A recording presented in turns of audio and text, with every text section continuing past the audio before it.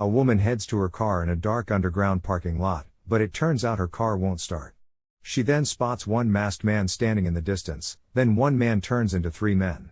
Despite her efforts, the car will not comply. The men seemingly disappear, and the woman breathes a sigh of relief, but it is short-lived as the men pop up and start attacking her car with crowbars. The men gain access to the car and drag the screaming woman out. They start to rip her clothes off when Kersey shows up. Paul tells the men he is death before shooting the first two dead. He trails the other injured man, who runs into a dead end. The man begs for his life, but Paul shoots him dead. He goes to check the body but is shocked to see his own face. Paul then awakens from his nightmare, covered in sweat. The following day, Paul's stepdaughter Erica visits him while he is at the office, eager to show him her new drawings. He notices that she is a bit jittery, but Erica claims she is fine. He gets a call from his woman Karen, Erica's mother, who works as a reporter at a local news station. The family meets for dinner that night, but Erica's boyfriend Randy pulls up outside to take her out, so Karen makes her promise to be home by 11. Paul watches through the window and sees Randy hand Erica a cigarette before they speed off. The young couple pulls up to a local arcade crammed with degenerates and thugs. Posted inside the club is a dealer named Jojo, and Randy goes to do a deal with him. Jojo takes a liking to the naive Erica and takes her into another room to talk. He hands her a bag of nuts, claiming it's something special. At home, Paul and Karen are planning to see a movie. Paul is worried about Erica hanging out with Randy, but Karen claims he does well in school, so he is okay. Before they can head out, there is a phone call. Paul and Karen rush over to a local hospital to learn that Erica is suffering from a drug overdose. They see the doctors desperately trying to resuscitate the unconscious Erica, but she dies on the table. Karen is devastated, losing her daughter. Wasting no time, Paul follows Randy one night as he heads to the arcade. Inside, he sees Randy confront Jojo, who pulls Randy outside. Randy is mad about Erica's death and threatens to tell the cops about Jojo, but the dealer suddenly stabs Randy dead. Paul confronts Jojo, who takes off running to the rooftops, but Paul manages to shoot him dead before he can escape. Later, Sergeant Reiner speaks to a witness who saw Paul's car and describes it to the detective, who sends Detective Phil to investigate. Paul returns home the following day to an envelope at his door containing the message, "I know who you are." He then gets a phone call from the sender, who refuses to reveal his identity and threatens to talk to the cops unless they meet. There is a limousine parked at his gate, and the man tells him to get inside. Paul is brought to a large mansion and led to meet a wealthy tabloid publisher named Nathan White. Paul is skeptical of Nathan, but the man reveals that he wants to hire Paul to kill someone. While staring at a painting of his wife and daughter, Nathan explains how his daughter became addicted to drugs and soon died of an overdose. He has spent a fortune gathering information on the gangs in the city and offers Paul money, guns, and all his resources to wipe them out. Paul seems interested but wants a few days to think things over. Paul and Karen attend Erica's funeral, where Karen blames herself for failing her daughter. Seeing his woman break down makes Paul angry, and he blames the city and the gangsters. At work, Karen wants to start writing about the drugs plaguing the city, but her boss refuses to allow her, claiming that even the very wealthy use drugs and are not interested in reading about it. Karen is insistent, so her boss agrees but warns her to be careful. She goes to the morgue, insistent on seeing all the bodies related to drug incidents, shocked to learn that they are all kids. She goes to the arcade and flashes cash at a dealer, wanting information on the streets. The man agrees but demands more money. Nathan tells Paul about the two gangs controlling the drug trade, one led by a man named Ed and the other by two brothers, Jack and Tony, who are currently at war. Paul has decided to take up the mission, so Nathan directs him to a contact to get his weapons.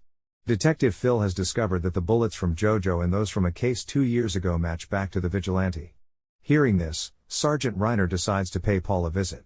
The two cops meet with Paul, questioning him about his whereabouts and activities on the night of Jojo's murder, but Paul claims that he was home alone. The cops leave, planning to look into Paul further. Paul's first target on behalf of Nathan is Ed, who is currently hosting his birthday party at his mansion. Paul has infiltrated the party, working as a waiter. Jack and Tony also turn up to the party, and the men seem to be friends.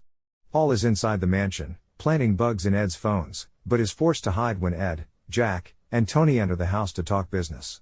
Ed wonders if the brothers had their hand in Jojo's death, but they swear their innocence as they want to keep the fragile peace between them. Ed then summons one of his underlings, named Vincent, then brutally stabs the man to death for stealing from him. The men soon discover Paul hiding, but he claims to be taking a restroom break. Ed decides against killing Paul and orders him to help with getting rid of the body while motioning to his underling to kill Paul when they're done. Paul agrees and helps to bring the body to a car but attacks the man and escapes the building. He then tracks down Ed's underlings to a restaurant, using information about the men's love of wine to create an explosive disguised as a wine bottle. Paul primes the bomb inside his car before entering the restaurant with it in a briefcase. In earshot of the men, Paul pretends to represent a wine company and offers the bartender a free sample. The man loves it, so Paul offers to give the thugs a sample. He gifts them the bottle, but one gangster thinks he has seen Paul somewhere before. Paul hurriedly escapes the room before the bomb explodes, killing all 3 men. Ed gets news of the attack and thinks that the brothers are trying to double-cross him. Paul's next target is an underling of the brothers, a man with a vast criminal background but no convictions.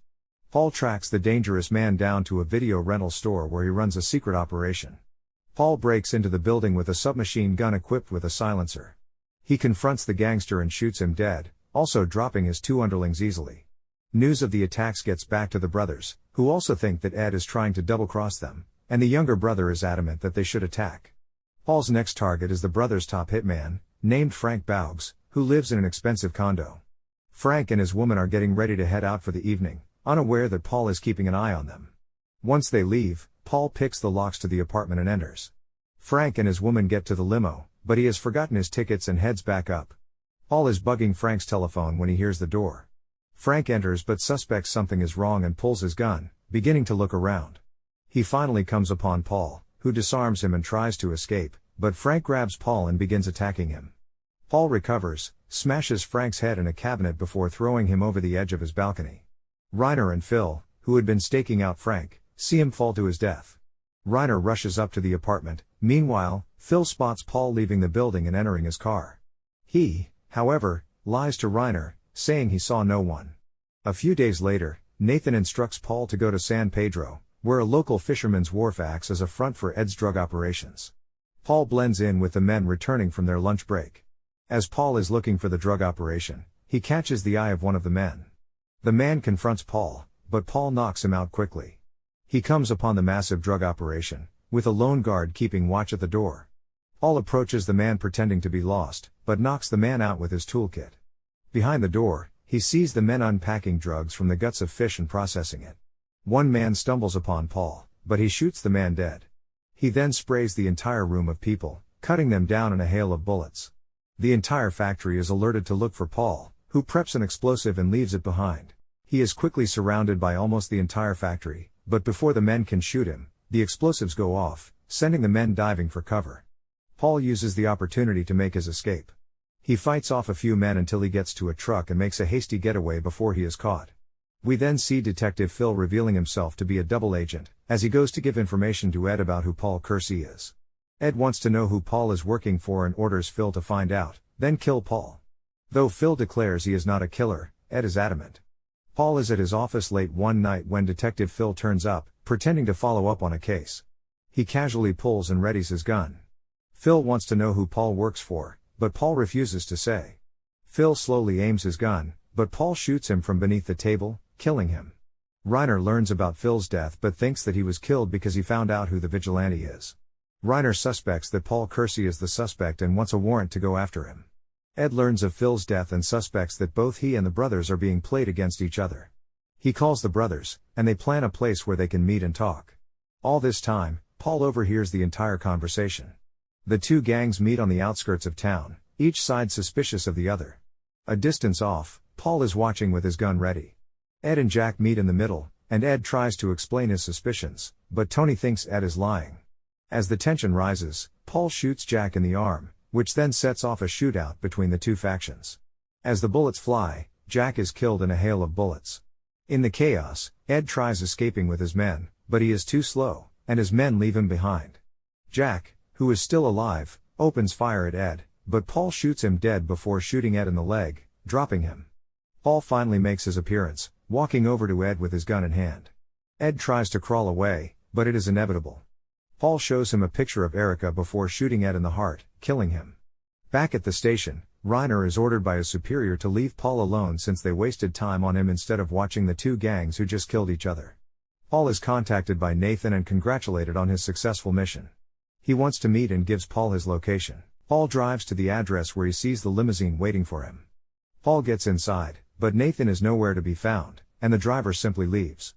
The doors are all locked, so Paul shoots out and escapes through the back window just in time before the car explodes in a ball of fire. Paul then heads over to Nathan's personal address and holds the doorman at gunpoint.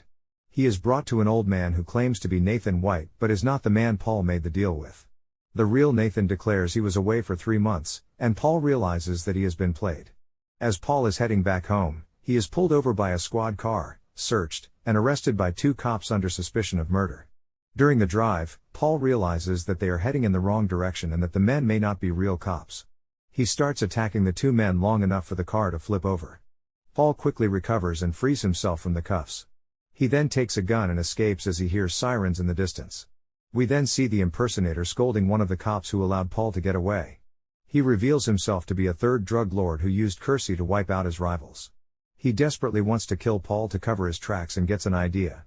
Karen is at work when she gets a call from her drug contact about some inside information. She plans to meet up, unaware that it is a setup. That night, as Karen is leaving her apartment, she is grabbed by a man who drags her into a van that speeds away. Paul returns home, only to be held at gunpoint by Reiner. Reiner disarms Paul before threatening to get revenge for Phil. Paul explains to a reluctant Reiner that Phil was working for the gangsters and had tried to kill him. As the 2 men talk, there is a call, and Paul hears Karen telling him she is scared. The Nathan impersonator demands that they meet somewhere to make an exchange for Karen's life. Paul goes for the telephone but uses the chance to knock Reiner unconscious. He then uncovers a secret stash of weapons and explosives and arms himself for the upcoming fight. He heads out and drives to the meeting location in an underground parking lot. In the distance, the men sit in a car and signal for Paul to come closer. Paul's car runs over when the men suddenly ambush the car and spray it with bullets, but soon realize that the car is empty. Paul then fires an explosive round, killing a few of the men and blowing up fake Nathan's car as his driver tries to escape. Only fake Nathan and 1 gangster are left, and they escape into a skating rink where the rest of his men are waiting. He puts them on the lookout for Kersey, while fake Nathan goes for Karen. The men spot Paul and soon a shootout starts, sending the rink into chaos. Paul manages to cut down the attacking men with his rifle. He then sees fake Nathan escaping the area with Karen as his hostage, so Kersey goes to cut them off. The 2 men meet in the middle of the foggy skating rink, and fake Nathan warns him to stay away or he will kill Karen. Paul kills his last man, but fake Nathan uses the chance to escape the building. Karen tries to fight off fake Nathan, but he brutally cuts her down in a hail of bullets. Seeing his woman dead, Paul shoots the man with an explosive round, ripping him to pieces. Reiner turns up, holding him at gunpoint, but Paul tells him to shoot before he walks away from the scene before the cops can arrive.